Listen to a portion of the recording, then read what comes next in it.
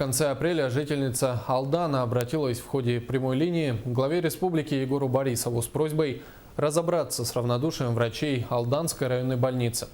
Уже во время прямого эфира стало известно, что министр здравоохранения республики возьмет ситуацию под личный контроль. Розалия Борисова продолжит.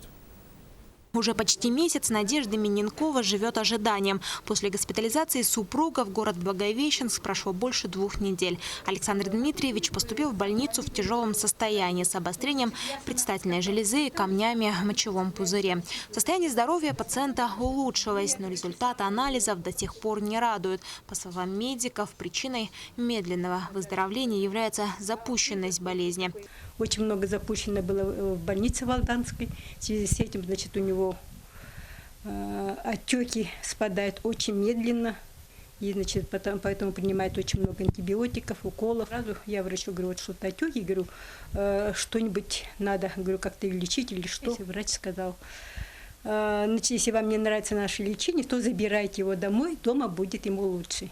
За время лечения в районной больнице Александру Дмитриевичу становилось только хуже. В конечном итоге пациента из больницы вынесли на носилках. На свой страх и риск семья повезла Александра Дмитриевича на дальнейшее лечение в Амурскую область. Рекомендации были даны, что необходимо выехать в город Якутск, в онкологический диспансер для дальнейшего обследования и лечения.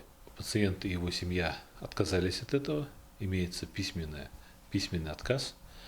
И решили выехать в Благовещенск. Мы также не рекомендовали это делать, потому что длительная дорога, учитывая тяжесть заболевания, она может неблагоприятно сказаться на здоровье, но право пациента выбирать себе врача и медицинскую организацию.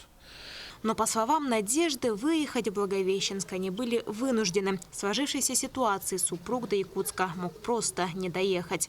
Почему Благовещенск? Потому что, значит, я как-то позвонила замглавного врача насчет, как увезти. А мне ответ пришел, значит, везите как хотите, своим ходом. Меня возмутило то, что почему нельзя было такого тяжелобольного, значит, самим медработникам увезти санрейсом в Якутск.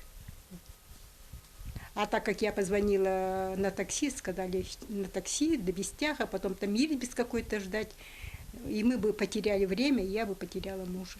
Сейчас семья ждет улучшения анализа. В начале июня Александру Дмитриевичу должны сделать операцию. О равнодушии врачей Алданской районной больницы, который чуть не стоило жизни Александра Дмитриевича, супруги стараются не вспоминать. Главное сейчас скорее выздороветь и вернуться к обыденной жизни.